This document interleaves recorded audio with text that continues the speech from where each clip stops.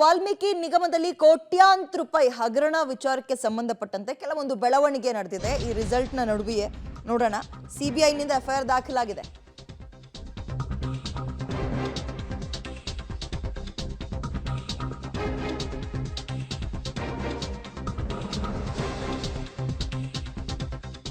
Union ಬ್ಯಾಂಕ್ನ ಹಿರಿಯ ಅಧಿಕಾರಿಗಳ ಪತ್ರದ ಅನ್ವಯ ಎಫ್ಐಆರ್ ದಾಖಲಾಗಿದೆ.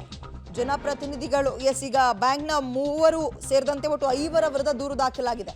ಸಚಿವ ನಾಗೇಂದ್ರ ಅವರಿಗೆ ನೋಟಿಸ್ ಜಾರಿಯಾಗುವ ನಿರೀಕ್ಷೆ ಇದೆ. ವಿಚಾರಣೆಗೆ ಬರಲು ನೋಟಿಸ್ ಕೊಡೋ ನಿರೀಕ್ಷೆ ಇದೆ. ಸೊ ವಾಲ್ಮೀಕಿ ನಿಗಮದಲ್ಲಿ ಕೋಟ್ಯಾಂತರ ರೂಪಾಯಿ ಹಗರಣಕ್ಕೆ ಸಂಬಂಧಪಟ್ಟಂತೆ ಬ್ಯಾಂಕ್ನ 3 ಸೇರಿದಂತೆ ಇದೀಗ ಸಚಿವರಿಗೂ ಕೂಡ ನೋಟಿಸ್ನ ಕೊಡುವಂತಹ ನಿರೀಕ್ಷೆ ಇದೆ. ಕಾರಣ ಬಿಜೆಪಿ ತಳಮಟ್ಟದಿಂದಲೂ ಕೂಡ ಹೋರಾಟ ಮಾಡ್ತೀವಿ, ಸಚಿವರ ಒಂದು ತಲೆದಂಡ ಆಗಲಿಲ್ಲ ಅಂದ್ರೆ, ಅವ್ರನ್ನ ಸ್ಥಾನದಿಂದ ಕೆಳಗಿಳಿಸಲಿಲ್ಲ ಅಂದ್ರೆ ಅಂತ ಹೇಳಿತ್ತು. ಇದರ ನಡುವೆ ಸಿಬಿಐಗೆ ಕೇಸ್ ದಾಖಲಾಗಿದೆ. ಹೆಚ್ಚಿನ ಡೀಟೇಲ್ಸ್ ನಮ್ಮ ಪ್ರತಿನಿಧಿ ನರಸಿಂಹಮೂರ್ತಿ ನೀಡ್ತಾರೆ. ನರಸಿಂಹಮೂರ್ತಿ, ಇದೀಗ ಈ ಪ್ರಕರಣದಲ್ಲಿ ಸಚಿವರು ಅಂದ್ರೆ ಈಗ ಬ್ಯಾಂಕ್ನ 3 ಸೇರಿದಂತೆ ಒಟ್ಟು 5 ವಿರುದ್ಧ ದೂರು ದಾಖಲಾಗಿದೆ ಅನ್ನೋ ಮಾಹಿತಿ, ಸಚಿವರಿಗೆ ನೋಟಿಸ್ ಕೊಡುವ ನಿರೀಕ್ಷೆ ಇದೆ ಅನ್ನುವಂತಹ ಮಾಹಿತಿ ಕೂಡ ಲಭ್ಯ ಆಗ್ತದೆ. ಡೀಟೇಲ್ಸ್ ಏನ್ ಸಿಗ್ತಾ ಇದೆ? ನಿರೀಕ್ಷೆ ಅಂದ್ರೆ ಯಾವಾಗ ನೋಟಿಸ್ ಜಾರಿ ಮಾಡಬಹುದು? ಮಾಹಿತಿ ಏನಿದೆ?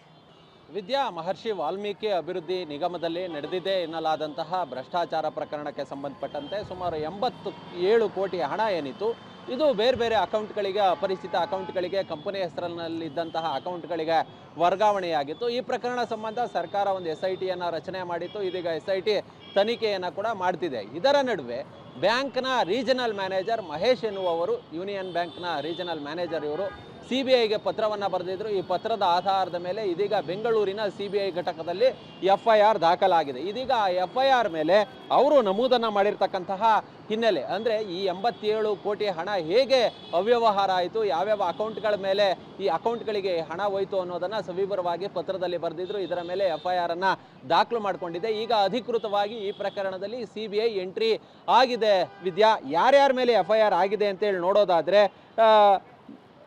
ಸುಷ್ಮಿತಾ ಅಂತೇಳಿ ಇವರು ಬ್ಯಾಂಕ್ನ ಯೂನಿಯನ್ ಬ್ಯಾಂಕ್ನ ಮ್ಯಾನೇಜರ್ ಇವರು, ಅದ್ರ ಜೊತೆಗೆ ದೀಪಾ ಅಂತೇಳಿ ಇವರು ಬ್ರಾಂಚ್ನ ಹೆಡ್ಡು, ಅದ್ರ ಜೊತೆಗೆ ಕೃಷ್ಣಮೂರ್ತಿ.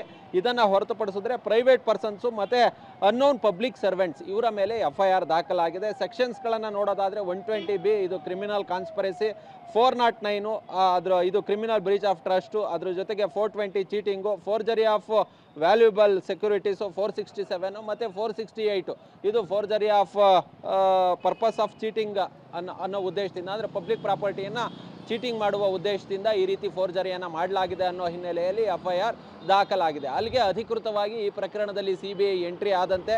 ಒಂದು ಸಿಬಿಐ ಯಾವಾಗ ಯಾವ್ಯಾವ ಪ್ರಕರಣಗಳಲ್ಲಿ ಎಂಟ್ರಿ ಆಗುತ್ತೆ ಅಂತೇಳಿ ನೋಡೋದಾದರೆ ವಿದ್ಯಾ, ಸಾಮಾನ್ಯವಾಗಿ ರಾಜ್ಯ ಸರ್ಕಾರ ರೆಫರ್ ಮಾಡಬೇಕು ಯಾವುದೇ ಪ್ರಕರಣಗಳನ್ನು, ಇಲ್ಲ ದೇಶದ ಯಾವುದಾದ್ರೂ ಹೈಕೋರ್ಟ್ಗಳು ರೆಫರ್ ಮಾಡಬೇಕು. ಅದನ್ನು ಹೊರತುಪಡಿಸಿದ್ರೆ ಬ್ಯಾಂಕ್ ಫ್ರಾಡ್ಸ್ಗಳು ಬಂದಂತಹ ಸಂದರ್ಭದಲ್ಲಿ ಸಿಬಿಐ ತಂತಾನೆ ಎಂಟ್ರ್ ಆಗಬಹುದು.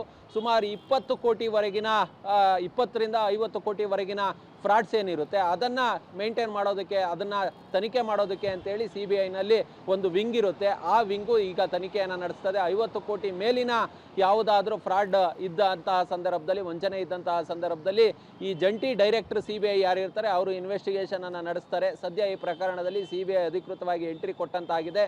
ಹೀಗಾಗಿ ಇಲ್ಲಿ SITಗೆ ಪತ್ರವನ್ನು ಬರೀತಾರೆ, ರಾಜ್ಯ ಸರ್ಕಾರಕ್ಕೆ ಪತ್ರವನ್ನು ಬರೀತಾರೆ, ನೀವು ಈ ತನಿಖೆಯನ್ನು ನಾವು ಕೈಗೆತ್ತಿಕೊಳ್ತಿದ್ದೀವಿ ಅಂತೇಳಿ. ಆ ಬಳಿಕ SIT ತನ್ನಲ್ಲಿರುವ ಈವರೆಗಿನ ಇನ್ವೆಸ್ಟಿಗೇಷನ್ ರೆಕಾರ್ಡ್ಸ್ ಏನಿದೆ ಇದೆಲ್ಲವನ್ನ ಕೂಡ ಸಿಬಿಐಗೆ ಹಸ್ತಾಂತರವನ್ನು ಮಾಡಬೇಕು. ಅದಾದ ಬಳಿಕ ಈಗಾಗಲೇ ಈ ಪ್ರಕರಣದಲ್ಲಿ ಸಚಿವ ನಾಗೇಂದ್ರ ಅವರ ಹೆಸರು ಕೇಳಿಬರ್ತಿದೆ, ತಳುಕು ಹಾಕೊಳ್ತಿದೆ. ವಿರೋಧ ಪಕ್ಷಗಳು ಅವರ ರಾಜೀನಾಮೆಯನ್ನು ಕೇಳ್ತಿದ್ದಾರೆ. ಹೀಗಾಗಿ ಇವ್ರಿಗೂ ಕೂಡ ನೋಟಿಸ್ ಕೊಟ್ಟು ವಿಚಾರಣೆಗೆ ಕರೀತಕ್ಕಂಥ ಸಾಧ್ಯತೆ ತೀರಾ ಹೆಚ್ಚಾಗಿದೆ. ಸರಿ, ಥ್ಯಾಂಕ್ ಯು ನರಸಿಂಹಮೂರ್ತಿ ತಮ್ಮ ಡೀಟೇಲ್ಸ್ಗೆ. ಅಂತೂ ಇಂತೂ ಈ ಪ್ರಕರಣದಲ್ಲಿ ಸಿಬಿಐನ ಎಂಟ್ರಿ ಆಗಿದೆ.